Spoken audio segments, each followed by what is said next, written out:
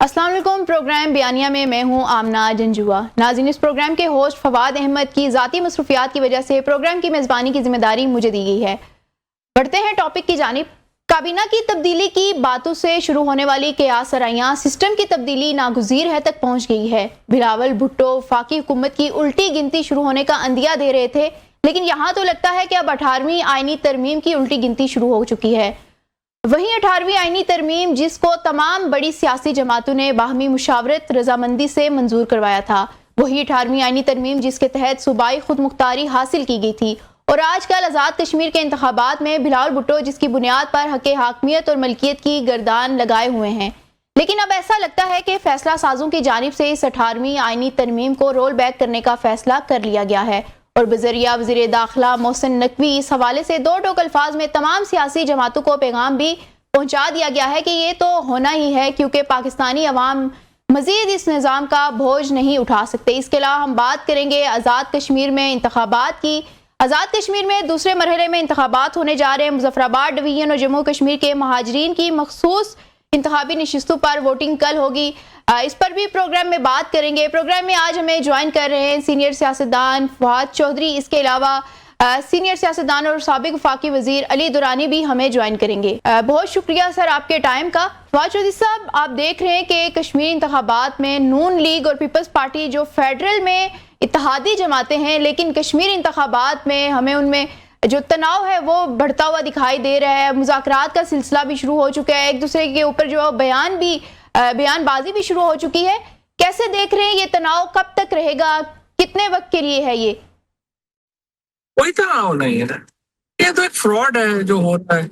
Election हो ही नहीं रहा, वहां पे बेहतर ये था कि ये पार्टियां पब्लिक एक्सपेंस इतना करने के बजाय इस्लामाबाद में फैसला कर लेती है कि किसकी कितनी नशिस्तें हैं और उसके मुताबिक सीटें तकसीम कर लेते हैं। मुझे तो इतना पैसे जाया करने की वजह समझ नहीं आ रही। बाकी तो देखे, दोनों पार्टीज की ना कोई पब्लिक सपोर्ट है, ना उनकी कोई सियासी हैसियत है। वो सिर्फ एस्टैब्लिशमेंट के सहारे के ऊपर इक़्तिदार पे कब्जा करके बैठे हैं और इसके अलावा उनकी क्या अपनी कोई हैसियत है। वो कैसे, वो तो इस वक्त नवाज शरीफ और मरियम नवाज या बिलावल भुट्टो ये तो खुद इलेक्शन नहीं जीत सकते, इन्होंने किसी को क्या जितवाना है। फवाद चौधरी साहब, सियासी पारा जो है वो इतना हाई है। वज़ीर दाखिला मोहसिन नकवी के बयानात भी सामने आ गए हैं, उसके बाद गुड गवर्नेंस की बातें भी हो रही हैं। कैसे देख रहे हैं कि आगे कुछ बड़ा होने जा रहा है? देखिए, इससे जो बातें उन्होंने कही हैं वो बातें कंसेप्चुअली तो शायद इतनी बुरी नहीं है और पाकिस्तान के अंदर जरूरत है नए एडमिनिस्ट्रेटिव यूनिट्स बनने की, पाकिस्तान के अंदर जरूरत है नए गवर्नेंस के निज़ाम की। लेकिन मसला ये है कि जो इसके ऊपर अमल करना है वो आसान नहीं है। पाकिस्तान की एक बड़ी तवील तारीख है, हिंदुस्तान की एक बड़ी तवील तारीख है सूबों के हवाले से। 1906 में जब बंगाल तकसीम हुआ तो फिर ऑल इंडिया मुस्लिम लीग बनी और ब्रिटिश गवर्नमेंट के खिलाफ जो तहरीक चली ये उसी तकसीम के नतीजे में निकली। उसके बाद जब 1947 में पाकिस्तान आज़ाद हुआ तो बंगाल तकसीम हुआ, पंजाब तकसीम हुआ और वो जो खून आशाम तकसीम है वो अभी तक उसके जख्म जो हैं वो हरे हैं, वो अभी तक भरे नहीं। इसके बाद जो अगला मरहला जो है वो फिर 1 यूनिट का है, 1 यूनिट से फिर हम दोबारा हमने बहाल किए। तो ये जो कहते हैं ना, इसकी जो डिटेल्स हैं वो इतनी आसान नहीं है, ये बहुत ही पेचीदा अमल है और बिल्कुल सही है कि इसके ऊपर एक जरूर सोच है कि ये होना चाहिए, लेकिन इसके ऊपर अमल दरामद करना आसान नहीं होगा। फवाद चौधरी साहब, ये देखें कि जो सियासी जमातें हैं उनके मंशूर का हिस्सा है नए सूबे, लेकिन जितनी भी हुकूमतें आती हैं बनती हैं, जो पार्टी है वो हुकूमत में आए, फिर उसके बाद ये जो बात है नए सूबे बनाने की, ये पीछे कहीं चली जाती है। तो आखिर अब दोबारा से फेडरल गवर्नमेंट की जो अपनी कैबिनेट का एक मिनिस्टर है वो ये बात कर रहा है, तो आपको लगता है कि अब जो है इसको संजीदगी से लिया जा रहा है, अब कुछ रिजल्ट्स मिलेंगे? कैबिनेट के मिनिस्टर की असल में कोई पॉलिटिकल पोजीशन तो नहीं है, ना ही उनकी कोई सियासी जमात है, ना ही उनकी कोई सियासी इस तरह से कोई बैकग्राउंड है या हैसियत है। उनकी तो पोजीशन इसलिए इम्पोर्टेंट है कि उनके बारे में ये ख्याल है कि वो एस्टेब्लिशमेंट की सोच का इजहार कर रहे हैं और कल DGISPR ने जो बात की है उन्होंने भी तकरीबन यही बातें की। तो उसकी वजह से अहमियत उसकी बात यह है कि जो इस वक्त का निज़ाम है उसको बदलने के लिए एस्टैब्लिशमेंट चाहती है कि ये इकदाम किए जाए। अब ये जो इकदाम हैं इनको लेके करना और इनको आगे बढ़ाना, इसमें जाहिर है कि पीछे एस्टैब्लिशमेंट की तो एक विल नजर आ रही है, लेकिन जब तक इसमें सियासी जमातों को शामिल ना किया जाए, पॉलिटिकल प्रोसेस इख्तियार ना किया जाए, खाली इसको ताकत के बल के ऊपर कराना जो है वो तो बड़ा ना सिर्फ ये कि मुश्किल भी होगा, बल्कि उसके अंदर बहुत ज्यादा जो है वो खतरात है। लिहाजा इम्पोर्टेंट ये है कि आप जो मुल्क के बड़े लीडर हैं, इमरान खान है, नवाज शरीफ हैं, जरदारी साहब हैं, मौलाना फजल रहमान हैं, दीगर लोग हैं, उनको साथ बैठा के अपना मुद्दा जो है वो उनको बात करके, और उनमें से भी बहुत सारे लोग इसके हामी हैं। मतलब इमरान खान इस एडमिनिस्ट्रेटिव सेटअप के मुकम्मल हामी हैं कि ये होना चाहिए, और इसी तरह से इन चीज़ों को जो है वो आगे बढ़ाया जा सकता है। फवाद चौधरी साहब, आज ख्वाजा आसिफ ने भी कहा है कि हम मानते हैं कि सियासी जमातों को जिस तरह से परफॉर्म करना चाहिए थे नहीं किया, यानी कि DGISPR के बाद, मोहसिन नकवी के बाद आज ख्वाजा आसिफ खुद एक्सेप्ट कर रहे हैं कि हमसे परफॉर्म नहीं हुआ। आप क्या देखते हैं कि अगर ये सिस्टम कोलैप्स कर गया, नहीं चल रहा, तो इनके पास कौन सा ऑप्शन है? इमरान खान जो अडियाला में है, उनकी अपनी पार्टी जो है वो उस तरह से संजीदा नजर नहीं आ रही, ग्रुपिंग हुई हुई है, तो वो जो एक बयानिया इमरान खान की रिहाई का नजर आ रहा था वो भी अब आपके सामने है, कहीं भी नहीं है, तो कौन लीड करेगा फिर? मुल्क का लीडर तो इमरान खान है, और जो भी इंटरिम, इसीलिए हम तो बात ये कर रहे हैं कि कौमी हुकूमत बनाई जाए, और उस कौमी हुकूमत को फिर आप ये इख्तियार दें कि वो मामलात को आगे लेके चलाए और बढ़े। अगर आप नेशनल गवर्नमेंट के अलावा इन रिफॉर्म्स को कोई और जो है एग्जीक्यूट नहीं कर सकता, और इसलिए जरूरी है कि हम एक नेशनल गवर्नमेंट की तरफ बढ़े, and that's the only way forward. Fawad Chaudhry साहब, हम कश्मीर इंतखाबात की तरफ जाते हैं, दोबारा से कश्मीर की सियासी सूरत हाल की तरफ आपको लेके चलती हूँ। ये बताइएगा कि बिलावल भुट्टो ने PTI को ऑफर की है कि कश्मीर के इंतखाबात हो रहे हैं, वहाँ पर आप हमारे साथ बैठें। 2024 में तो PTI ने इनकार कर दिया था, आप कैसे देखते हैं इस ऑफर को? आप देखिए, गैर संजीदा सी बात है। पहली बात है वहाँ इलेक्शन हो नहीं रहे, दूसरी बात यह है कि PTI ने इलेक्शन का बाइकआउट किया हुआ है, और इलेक्शन आप PTI को लड़ने नहीं दे रहे। सबसे पहले तो बिलावल भुट्टो जो हैं वो PTI को क्या as a political party recognise करते हैं? अगर वो रिकग्नाइज करते हैं तो वो फिर इलेक्शन कमीशन में क्यों ये बात जो है वो उनकी अपोज कर रही है, उनकी हुकूमत के, वो PTI का इलेक्शन जो है वो इंतखाबी निशान जो है वो रजिस्टर किया जाए। तो पहले तो PTI को इलेक्शन लड़ने तो देना, उसके बाद की बाकी बातें। फवाद चौधरी साहब, हुकूमत के खिलाफ PTI और जो मौलाना फजल रहमान का इत्तेहाद है उसकी भी बातें आ रही हैं, ये कैसे देख रहे हैं? ये इत्तेहाद कैसे जो काम करेगा? इस तहरीक को आप कैसे देख रहे हैं? ये इत्तेहाद बहुत पहले होना चाहिए था, और बिल्कुल इसमें बहुत पोटेंशियल है। अगर ये अलायंस बनता है तो इसके अंदर फिर बहुत पोटेंशियल है। नहीं, अगर हुकूमत नहीं चलती तो क्या आपको लगता है कि इंतखाबात जो है वो टाइम से पहले हो जाएंगे? इंतखाबात फिलहाल पाकिस्तान के मसाइल का हल नहीं है। फिलहाल पाकिस्तान के मसले का हल कौमी हुकूमत है, जो पाकिस्तान के अंदर जो फॉर्म 47 से फॉर्म 45 का सफर जो है वो तय कर सके। फिलहाल इंतखाबात के नतीजे में पाकिस्तान में कोई बेहतरी आने की नहीं है।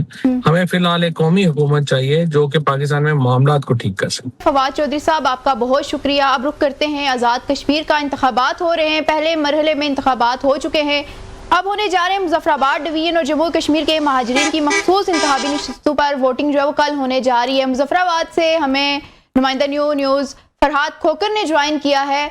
अस्सलाम वालेकुम फरहाद। वालेकुम अस्सलाम। फरहाद, बताइएगा क्या जो इन्वायरमेंट है वहाँ का, इंतखाबात होने जा रहे हैं, पहले मरहले में हो चुके हैं, अब उसके बाद पीपल्स पार्टी और नून लीग जो है वो हमें आमने सामने दिखाई दे रही हैं, धांधली का शोर भी हुआ, तो अभी क्या माहौल है मुजफ्फराबाद डिवीजन का? जी बिल्कुल, हमने कानून साज असम्बली के इंतखाबात 2026 की तमाम तर तैयारियाँ जो है इस वक्त मुकम्मल कर ली गई हैं। पोलिंग का तमाम सामान था वो भी सख्त सिक्योरिटी में तमाम पोलिंग स्टेशन पर इस वक्त पहुंचा दिया गया है। लेकिन जो पहला मरहला हुआ था इंतखाबात का मीरपुर डिवीज़न में, उसमें पीपल्स पार्टी के कुछ तहफ़्फ़ुज़ात थे कि पीपल्स पार्टी के जो उम्मीदवार हैं चौधरी यासीन, उनके हल्का में धांधली हुई है, उनके साथ जो है वो नाइंसाफ़ी की गई है, जिस पर पीपल्स पार्टी के तमाम जो क़यादत थी, जिसमें शमूल बिलावल भुट्टो ज़रदारी खुद थे, उन्होंने कहा था कि हमें मजबूर ना किया जाए कि हम इस इलेक्शन को जो निज़ाम है पूरा उसको धांधली ज़्यादा करार दें, हमें मजबूर किया जा रहा है। इसके बाद जो है वो दोनों जानब से जो है वफाकी वज़ीरों की अहम मुलाकात जो है वो 2 दिन पहले मुजफ्फराबाद सिटी में हुई है, और रात गए तक जो है वो दोनों तरफ से जो वफाकी वज़रा है उनके दरमियान मीटिंग हुई है। उनका आपस में यही तय पाया कि अगर इलेक्शन में इस तरह का कोई मामलात हो भी जाते हैं तो हमें तहम्मुल के साथ उसको जो है वो हल करना चाहिए, ना कि एक दूसरे पर जो है वो लफ्ज़ी गोराबारी की जाए, क्योंकि दोनों सियासी बड़ी जमातें जो हैं वो वफाक में भी इत्तेहाद में हैं, और अगर इन दोनों के दरमियान इस तरह के कोई मामलात जो है वो ख़राब होते हैं तो ना सिर्फ आज़ाद कश्मीर में बल्कि पाकिस्तान में भी हुकूमत के लिए ये थोड़ी सी मुश्किलात देखने में आ रही हैं। तो रात को इनमें यही फार्मूला तय पाया गया है कि जो पीपल्स पार्टी के तहफ़्फ़ुज़ात हैं, यह कहा जा रहा था पहले मरले में मीरपुर डिवीज़न जो है उसमें इनके साथ नाइंसाफ़ियाँ हुई हैं या धांधली हुई है, उसको यहाँ पर जो है वो रोका जाएगा, और जो साफ़ और शफाफ इंतखाबात हैं उसी के हवाले से आगे गुफ्तगू की गई है कि पहले मरहले में हमने देखा है कि पीपल्स पार्टी की जानिब से कुछ वीडियोस भी जारी की गई थी, और अगर हम फैक्ट्स की बात करें तो पीपल्स पार्टी को लगभग 30 पोलिंग स्टेशंस पर जो एतराज़ात थे वो कह रहे थे कि यहाँ पर धांधली हुई है। लेकिन अगर पहले डिवीजन में पोलिंग स्टेशंस की बात की जाए तो हज़ारों पोलिंग स्टेशंस थे। उस हिसाब से अगर तनासुब देखा जाए तो 3 से 4% ये बनता है। तो क्या 3 से 4% तनासुब को लेकर हम पहले मरहले पूरे को धांधली ज़दा करार दे सकते हैं, और आगे आने वाले जो इंतखाबात हैं दूसरा मरहला है उसमें क्या पीपल्स पार्टी को ये यकीन दहानी कराई गई है कि अब मज़ीद कोई ऐसी चीज़ नहीं होगी? जो वीडियोस पीपल्स पार्टी के पास मौजूद है इस वक्त, जो सबूत वो पेश कर रहे हैं, पब्लिक के सामने रख रहे हैं, ऐसी मज़ीद वीडियोस जो है वो हमें दूसरे मरहले में नज़र नहीं आएंगी? बिल्कुल आमना, देखें जब इलेक्शन हो रहे हैं आज़ाद कश्मीर में तो उसमें इंटरनेट जो है वो बंद कर दिया गया है, काफ़ी मुश्किलात हैं, जिसमें दूर दराज इलाके हैं, पहाड़ी इलाके हैं, तो दूर दराज पोलिंग स्टेशन बनाए गए हैं। अब इतने पोलिंग स्टेशन पर सिक्योरिटी तो उन्होंने तैनात की है, लेकिन इक्का दुक्का जो वाक़या हुए हैं उस पर पीपल्स पार्टी जो है उनके जो तहफ़्फ़ुज़ात हैं हो सकता है को जो है उनके तहफ़्फ़ुज़ात ठीक भी हों, मैं ये नहीं कहता कि वो बिल्कुल ही गलत हैं, लेकिन मीरपुर में हमने पहला जो इलेक्शन का मरला था वो भी हमने ख़ुद कवर किया, उसमें कुछ ना कुछ जो है वो इसमें गलतियां भी पाई गई हैं। लेकिन अगर बात करें ओवरऑल की तो ओवरऑल टर्न आउट जो था वो बेहतरीन रहा है, और नून लीग का पलड़ा सुबह से ही भारी था। इस जो मुजफ्फराबाद डिवीज़न के इलेक्शन हो रहे हैं इसमें भी रात गए जो है वो उनकी अहम मीटिंग में ये यकीन दहानी करवाई गई है कि तमाम पोलिंग स्टेशन जो है वहाँ पर जो आपके रिटर्निंग ऑफिसर होंगे या आपके जो नुमाइंदे वहाँ पर बैठे होंगे, जैसे रिज़ल्ट आएगा उनके साथ डिस्कस किया जाएगा, उनके साथ गिनती जब हो रही होगी उनको साथ बैठाया जाएगा, और जो पहले मरले में जो गलतियां हुई हैं उनको दूर किया जाएगा, ताकि दोनों सियासी जमातें जो बड़ी हैं इनमें इख्तलाफात पैदा ना हो, क्योंकि दोनों में अगर इख्तलाफात पैदा होते हैं तो मैं पहले भी बता चुका हूँ कि वफाक में भी मुश्किलात पैदा होंगी, और पाकिस्तान के दूसरे जो सूबे हैं उनमें भी इनके लिए मुश्किलात पैदा होंगी। वहाँ आज़ाद कश्मीर में जो इख्तलाफात थे उसकी जो असरात हैं हमें फेडरल में यहाँ मरकज़ में महसूस हो रहे हैं। ये बताओ कि आप बता रहे हो कि टर्न आउट जो है बेहतरीन रहा है। तारिक फजल चौधरी जो हैं जो ये सारे मामला देख रहे हैं, सरगर्म है कश्मीर में, उनका ये कहना है कि 40% पहले मरहले में टर्न आउट रहा है, जबकि गुज़िश्ता अगर माजी में इंतखाबात की बात की जाए तो लास्ट टाइम जो है 61% जो है टर्न आउट रहा था। तो ये अच्छा खासा फ़र्क नज़र आ रहा है। लेकिन दूसरी जानिब अगर PTI की बात की जाए या इस तरह की जो सियासी जमातें हैं उनकी बात की जाए तो उनका ये कहना है कि टर्न आउट जो है वो 16 से 17% रहा है। लेकिन अब मुझे ये फरहाद बताएं कि जो अभी जोश व खरोश है वो क्या नज़र आ रहा है पब्लिक का, कि एक्साइटमेंट है मुजफ्फराबाद डिवीजन में? देखिए आमना, मैं सबसे पहले आपको ये टर्न आउट के हवाले से क्लियर करता चलूँ कि मैंने इसलिए बेहतर कहा है कि जिस तरह के हालात कश्मीर में पाए जा रहे हैं, कुछ कमेटी की जानिब से भी लोगों को बाइकाट का कहा गया था और जो हालात हैं वो काफ़ी मुश्किल थे, जिसमें इलेक्शन करवाना जो है वो खासा मुश्किल दिखाई दे रहा था इंतज़ामिया के लिए भी। इस मौके पर भी अगर इलेक्शन करवाए गए हैं तो उस हिसाब से जो टर्न आउट वो बहुत बेहतरीन जी रहा है। बिल्कुल और ठीक है फरहाद, बहुत शुक्रिया आपका। यहाँ प्रोग्राम में वक्त हुआ जाता है शॉर्ट ब्रेक का। ब्रेक के बाद आते हैं और हमारे साथ मौजूद होंगे सीनियर सियासतदान अली दुरानी। उनसे बात करेंगे पाकिस्तानी सियासत में एकदम से जो हलचल मची है उस पर वो क्या कहते हैं।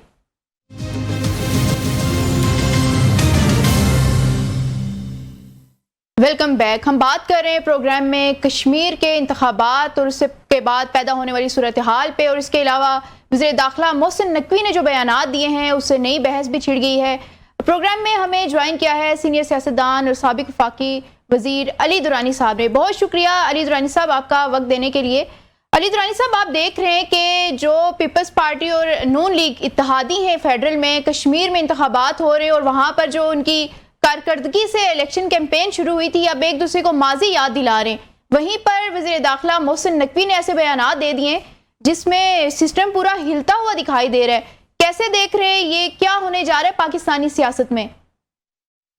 बिस्मिल्लाहिर्रहमानिर्रहीम। देखें, बात यह है कि इस वक्त जो पाकिस्तान की सूरत हाल है ये है कि एक गवर्नमेंट जो परफॉर्म नहीं कर सकी, जो अवाम के वोट से आई नहीं थी, उसके बावजूद पूरी ताकत होने के बावजूद उन्होंने 5 बजट पेश किए और 5 बजटों में उन्होंने कौम का जो था ना वो बिल्कुल, जिसे वो एक कचूमर लफ्ज है पंजाबी का, बिल्कुल उसका जो है ना कौम का सत्यानाश कर दिया।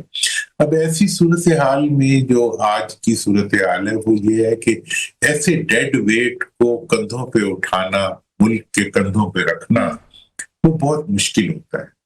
और कश्मीर की जो सूरत हाल, कश्मीर के इलेक्शंस के अंदर जो इन्होंने कुछ किया है वो ये है कि पिछले एक लंबे अरसे से ये इन्होंने एक फार्मूला बना लिया था कि जी जो इलेक्शन पाकिस्तान में जीतेगा वही कश्मीर बलूचिस्तान में जीतेगा। अब ये इतनी नाजायज बात थी कश्मीरियों के एंड पे कि ये उनकी इंसल्ट के बराबर है। मतलब जो इंडिया की हेजेमनी को नहीं मानते, जो हिंदू की बंदूकों के नीचे पाकिस्तान का नारा लगाते हैं, पाकिस्तान के झंडों में वो लिपट के शहीद होते हैं, उन लोग, उनके जो वर्षा है या उनके जो साथी हैं, उनको आप ये कह रहे हो कि जी पाकिस्तान में तो हम फॉर्म 47 पे आ गए हैं, तुम्हारे पास भी हम ही आएंगे, कराची सारे को हमने बर्बाद कर दिया है लेकिन तुम्हें भी हम आके बर्बाद करेंगे, पंजाब वालों की हमने जबानें बंद कर दी है और उनको हमने जो है वो खामोश करा दी है और तुम्हें भी हम खामोश कराएंगे,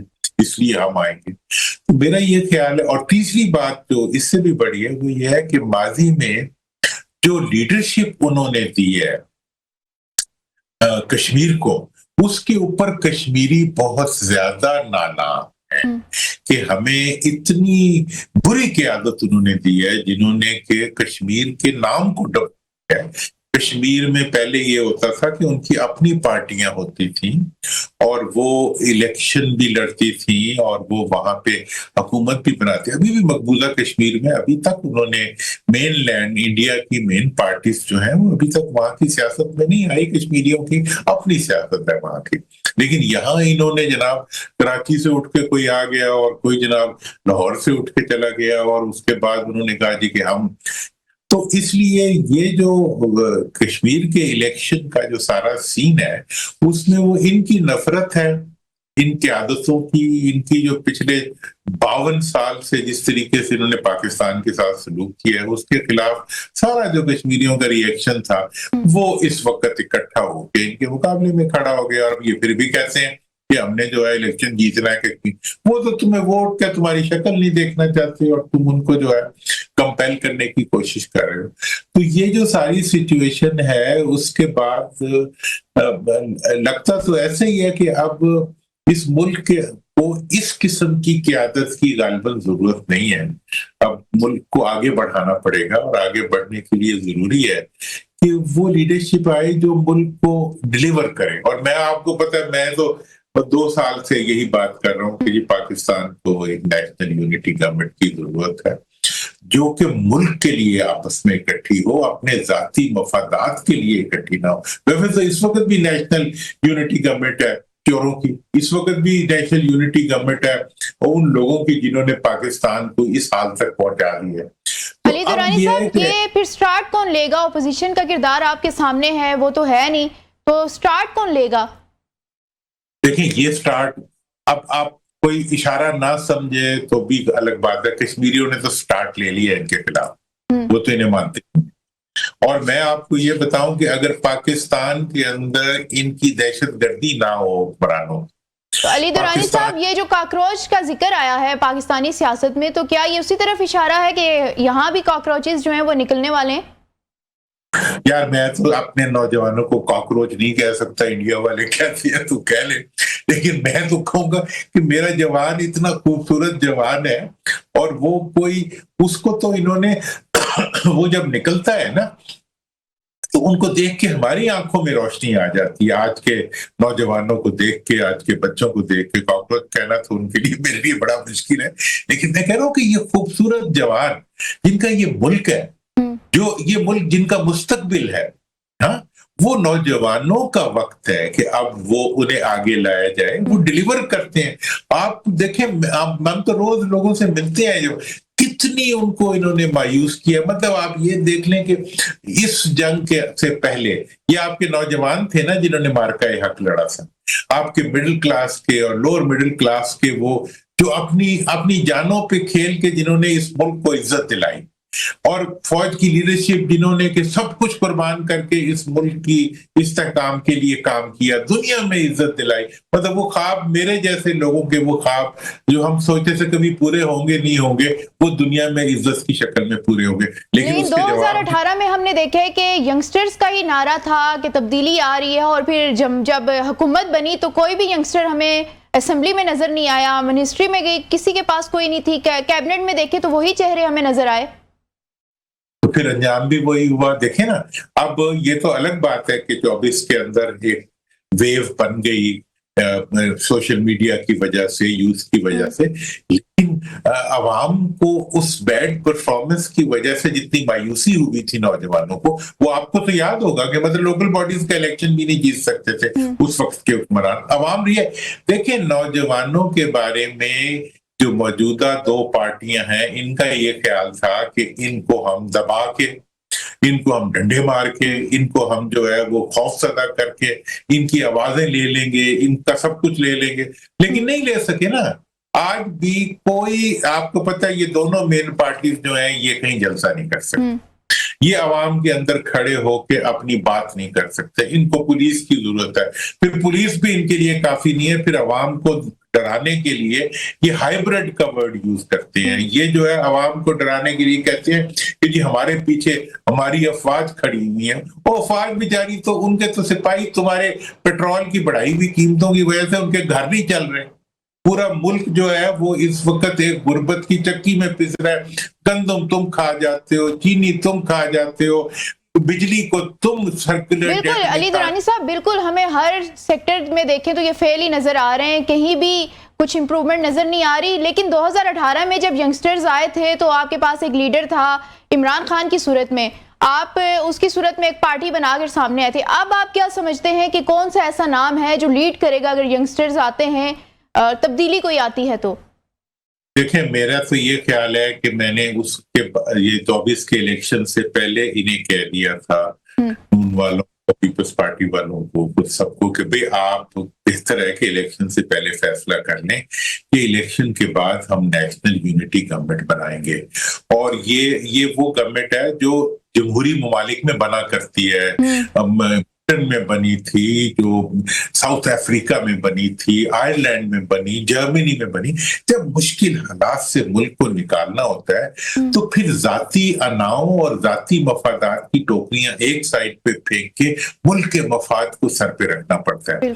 और उसके लिए फिर क्यादतों से ज्यादा परफॉर्मेंस की जरूरत होती है। तो इस वक्त मैं तो ये समझता हूं कि जी सबसे पहली जो रिक्वायरमेंट है जो अवाम को होप देगी वो ये है कि इस वक्त जो अवाम के गलों के ऊपर जो है जंजीरें डाल के बैठे हुए पिछले 54 साल से पुराने चेहरे हैं, इनको जब आप साइड पे करेंगे, और अब वक्त आ गया कि इनको साइड पे किया जाए, क्योंकि ये अवाम के वोट से नहीं बैठे हुए, ये अपने नोट के जोर से बैठे हुए आपकी हैं। बातों से तो मुझे माजी में इमरान खान का दौर याद आ रहा है, जब उनकी तरफ हवाओं का रुख मुड़ा था तो उनको लाने की बातें हो रही थी, तो तब भी ऐसी बातें की जा रही थी कि कोई तब्दीली लाते हैं। आज जो है वो राना सनाउल्लाह ने भी ये बात की है कि मोहसिन नकवी के जो बयानात हैं उससे मुस्लिम लीग नून का जो बयानिया है वो बन जाएगा, यानी कि जैसे हमने देखा है कि अदम एतमाद के बाद पीटीआई को एक बूस्ट मिला था, क्या वही गलती दोबारा नहीं हो जाएगी?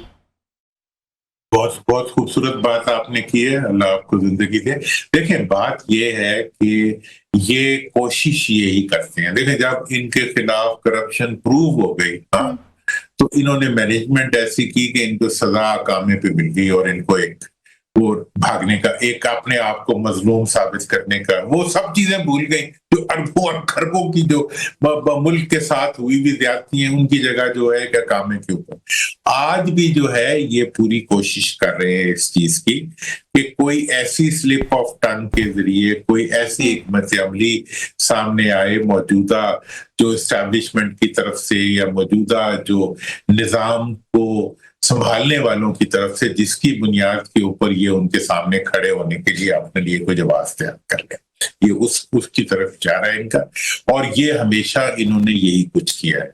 तो मेरा तो ये ख्याल है कि मैंने तो आज से 15-20 दिन पहले भी ये बात कही थी और अभी भी यही कहूंगा कि अब जो है इनको किसी किस्म का ऐसा मार्जिन नहीं मिलेगा या नहीं मिलना चाहिए जिसकी वजह से ये अवाम के अंदर मौजूद, अभी क्या होगा मैं आपको बताता हूँ इनका प्लान क्या है। इनका प्लान ये है कि जब ये सूबों की बात हुई है ना, इसके ऊपर ये सिंध में जो है सिंध की हुकूमत खड़ा होना शुरू हो जाएगी, पंजाब की हुकूमत जो है वो छुप के उसकी मदद करेगी, जैसे इन्होंने नहरों के मामले में किया था, जैसे कालाबाग के मामले में किया था।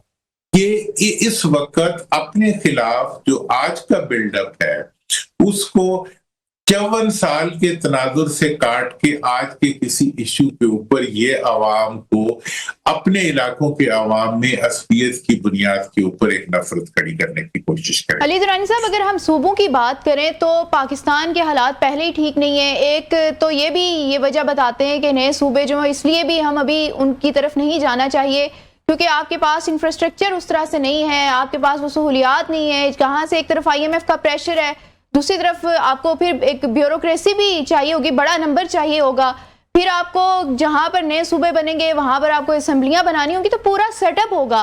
तो उसको आप कैसे देखते हैं, कैसे मैनेज होगा? देखें जी, अगर तो वही कुछ सब कुछ करना है जो ये कर रहे हैं इस वक्त, तब तो सूबा कोई जिला भी नहीं चल सकता। मतलब ये है कि अब पंजाब का 70% बजट एक शहर में लगा देते हैं और उस पूरे बजट का 80% जो है वो नॉन डेवलपमेंटल एक्टिविटीज पे लगा देते हैं। इनका जो वे ऑफ गवर्नेंस है इस वक्त के हुक्मरानों का, उसके तहत तो मौजूदा सूबे भी नहीं चल रहे। वो तो सिर्फ और सिर्फ हुक्मरानों को लेके उनको जहाजों में बिठा के और उनको गाड़ियों में बिठा के भगा रहे। अब मैं आपको ये बताऊं, देखें NFC अवार्ड 18वीं तरमीम में इन्होंने मेजॉरिटी शेयर उसको दे दिया सूबों को। अब मैं उस पार्लियामेंट में मौजूद था, मैंने वहां पे अकेले बंदे होने के बावजूद मैंने शोर मचाया कि जी आप ये अगर आप इतना सूबों को दे रहे हैं तो फिर ये पाबंदी साथ लगाएं कि ये अमाउंट जो है ये जिलों और तहसीलों और बल्दियाती इदारों तक पहुंचे, इसका प्रोविजन लगाए। उन्होंने कहा नहीं ये तो नहीं। अब आप ये देखेंगे 2009 से लेके आज तक खरबों रुपए सूबों के पास गए। और फिर दूसरी बात यह है कि NFC का जो पैसा होता है वो अवाम का होता है, सूबे के अवाम का होता है, सूबे के हुक्मरानों का तो नहीं होता। ये तो बोरियों में उन तक पहुंच जाते हैं और वो लांचों में वहां से गायब हो जाता है। अवाम भूखे के भूखे, मुल्क भूखे का भूखा, कोई डेवलपमेंट नहीं होती। ये खर्चा बढ़ेगा, इनका खर्चा कम होगा तो मुल्क का तो कोई खर्चा ही नहीं रहेगा। मतलब इन्होंने तो खर्चे के अलावा और कर्जों के अलावा मुल्क में किसी चीज को चलने ही नहीं दिया। बिल्कुल वही पुरानी तर्ज सियासत हमें इस बार भी नजर आई है। वही बात है कि दुनिया अब जो नए सिस्टम की तरफ जा रही है, इस तरह के मामलात हो रहे हैं। अली दुरानी साहब, ये बताइएगा कि हवाओं का रुख तब्दील हो रहा है और दोबारा से इन सियासी जमातों के फेल होने की बातें भी हो रही हैं, तो कैसे देख रहे हैं आने वाले दिनों में इमरान खान का कोई सियासत में एंट्री नजर आ रही है? क्या वो अडियाला से बाहर आ रहे हैं कि नहीं? देखें, इमरान खान का तो सबसे पहले जो एंट्री मुझे नजर आ रही है वो ये आ रही है कि मुल्क के अंदर बल्दियाती इदारों के लिए एक यूनिफाइड सिस्टम के तहत जो है इलेक्शन का और सारे अमाउंट जो होंगे रिसोर्सेज हैं उनकी आवाम तक ट्रांसफॉर्मेशन का एक सिलसिला शुरू होगा। और ये वक्त की जरूरत है। बल्दियाती इदारों का बनना जो होगा वो समझे, अगर इमरान खान वाकई तब्दीली चाहते हैं तो वो समझे तब्दीली का आगाज हो। और अगर बल्दियाती इदारे बनने शुरू हो गए तो मौजूदा हुक्मरानों के खात्मे के, मेरे से पीछे एक इंटरव्यू में लोगों ने पूछा था कि जी आपके पास मसले का हल क्या है, मैंने कहा इनको हटा दो, ठीक है जी, इमरान का कोई मसला नहीं, आप मुल्क को चला दो, वो आपके पीछे चलेगा, आपके साथ चलेगा। अली दुरानी साहब, आपका बहुत शुक्रिया। प्रोग्राम का वक्त यहाँ खत्म हुआ चाहता है, इसके साथ ही हमें इजाजत दीजिए। अल्लाह हाफिज।